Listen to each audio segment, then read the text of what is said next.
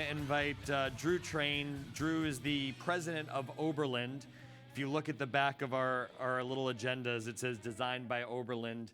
Oberland's a design firm here in New York who did all of our fabulous branding, but also works with companies around design with a purpose. So Drew will tell us a little about his work. Thank you. Thanks.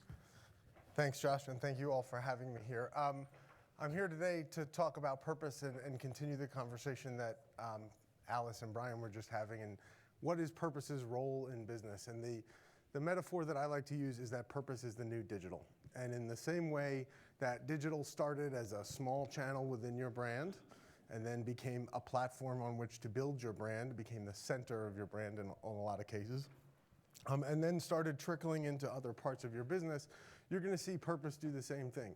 It's slowly becoming a bigger part of each and every brand that's out there. It is becoming ever more important in recruiting, engaging, and retaining talent in the same way that digital did.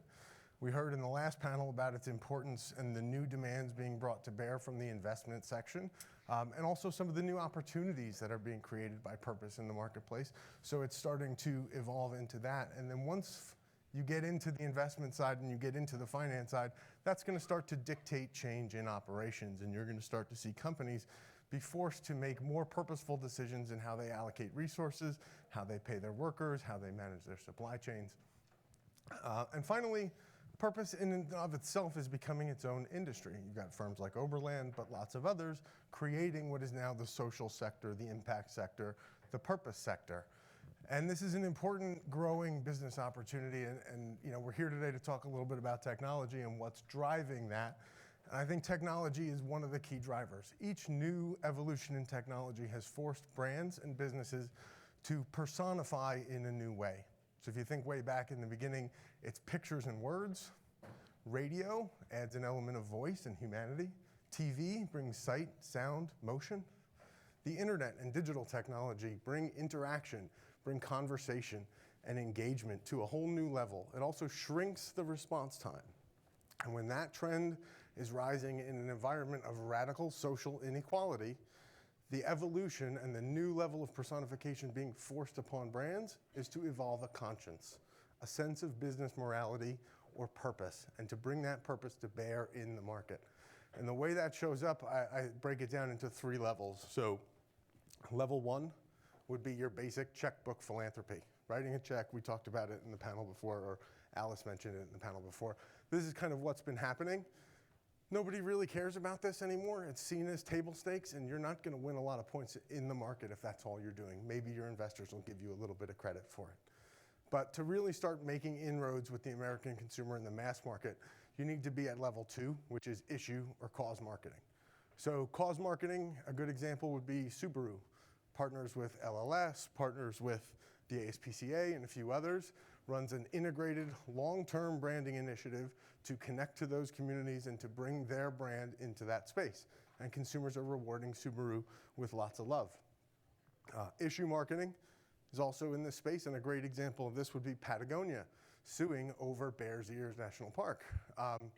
Again, great, pays off to their community, but I would remind you, issue marketing has an evil twin. The evil twin lives on K Street. It's called lobbying. And you need to remember that you're going to have to reconcile what your brand does on May Street and what your legal team does on K Street at some point, and some point relatively soon, because the transparency created by social media is only going to allow those 2 things, even if you're using trade groups like ANGA or Pharma or whatever. That transparency isn't going to hold for very long, and so you need to be ready for that reckoning. And then you have level 3, brands who put purpose at the center of their brand or at the center of their business. So for a brand example, Dove or Ben & Jerry's, purpose-driven brands at the center of Unilever, a larger company who's on their way towards purpose but has brands at varying levels of the spectrum.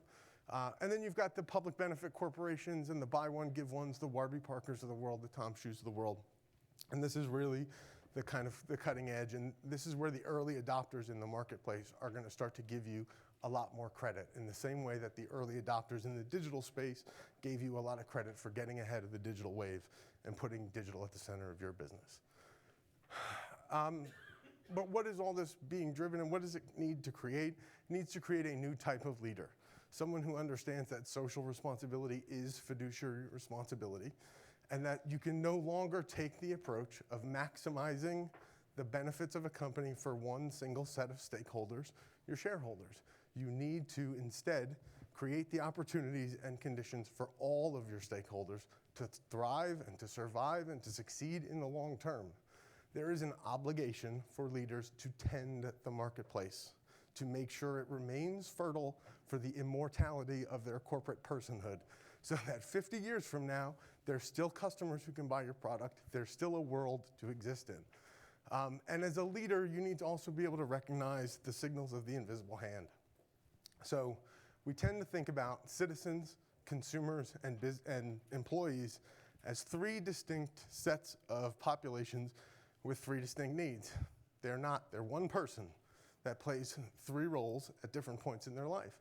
And when you see citizens putting on pink hats to march in the resistance and rally with the Parkland kids and march for the climate, and when you see them put on their red hats as workers and public school teachers to walk out en masse or fight for a $15 minimum wage, or women to cry "Me Too" and "Time's Up" and demand accountability, and you see consumers, survey after survey, saying that they will support purpose-driven brands, they will pay more for this product.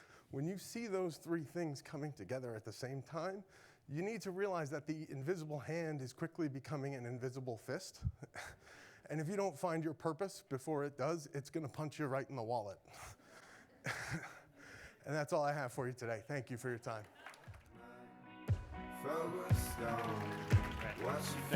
Thanks, Drew. So I'm